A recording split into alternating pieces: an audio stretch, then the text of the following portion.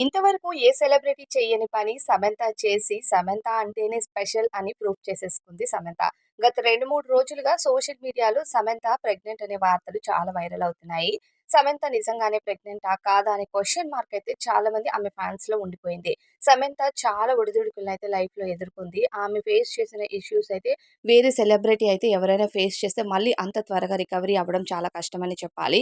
సమంత తను ఎక్స్‌పెక్ట్ చేసిన లైఫ్ వేరు. తను రియాలిటీలో ఫేస్ చేసిన ఇష్యూసే వేరు. మన పాత ఇంటర్‌వ్యూస్ కనుక చూసినట్లయితే సమంత 20స్‌లో పెళ్లి చేసుకోవాలి. 30 లోపే నేను పిల్లల్ని కనాలి అనే కోరిక ఎక్కువగా ఆమెలో ఉంది అని అప్పట్లో ఇంటర్‌వ్యూస్‌లోనే అందరికీ అర్థమైపోయింది. అలానే అనుకున్నట్టుగానే పెళ్లి చేసుకుంది. కానీ పెళ్లి తర్వాత ఆమె చాలా కాన్సిక్వెన్సెస్‌ని ఫేస్ చేసింది.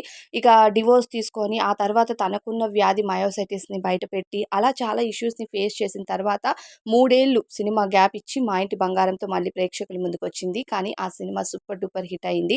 ఏదైతే సమంత చేశారో యాక్షన్స్ గాని, ఫైట్స్ గాని అదిరిపోయాయి. మెయిన్‌గా ప్రతి విమెన్‌కి కూడా ఆ సినిమాలో ఓ మంచి మెసేజ్ ఇచ్చారు. జీవితంలో భయపడుతూ ఎక్కడైనా ఆగిపోవడం కంటే దానికి ఎదురెళ్లి ఫైట్ చేయడం చాలా ఇంపార్టెంట్ అంటూ సమంత ఆ సినిమా ద్వారా ఇచ్చిన మెసేజ్ అందరికీ నచ్చింది. మెయిన్‌గా గర్ల్స్ అండ్ వుమెన్స్‌కి అని చెప్పొచ్చు. ఇక ఆమె ప్రెగ్నెన్సీ న్యూస్ పైన వస్తున్న వార్తల్ని మొన్న మెగాస్టార్ చిరంజీవి గారు ఓ పోస్ట్‌తో అయితే అఫీషియల్‌గా కన్ఫర్మ్ చేసేసారు. కానీ ఇప్పుడు సమంత ఆ విషయాన్ని దాచి ఇంకా ఫ్యాన్స్‌ని ఇబ్బంది పెట్టడం కంటే మీడియాలో చెప్పడమే మంచిది అనుకున్నారో ఏమో! నిన్న 'మా ఇంటి బంగారం' సక్సెస్ మీట్‌లో ఆమె మీడియా అడిగిన ప్రశ్నల్లో ఈ ప్రెగ్నెన్సీ ప్రశ్న కూడా ఒకటి ఉండడంతో నేను మెటర్నిటీ గ్యాప్ తీసుకుంటున్నాను అని క్లారిటీగా చెప్పేశారు. అంటే ఆఫీషియల్లీ రాజ్ అలానే ఇక సమంత గారు ఎక్స్‌పెక్టింగ్ దేర్ ఫస్ట్ చైల్డ్ అని క్లియర్‌గా అందరికీ అర్థమైపోయింది. అండ్ ఫ్యాన్స్ కానీ ఆమెని ఇష్టపడే ప్రతి ఒక్కరు చాలా హ్యాపీగా ఫీల్ అవుతున్నారు. బికాజ్ సమంతకు పిల్లలు కనడం అనేది ఒక కోరిక.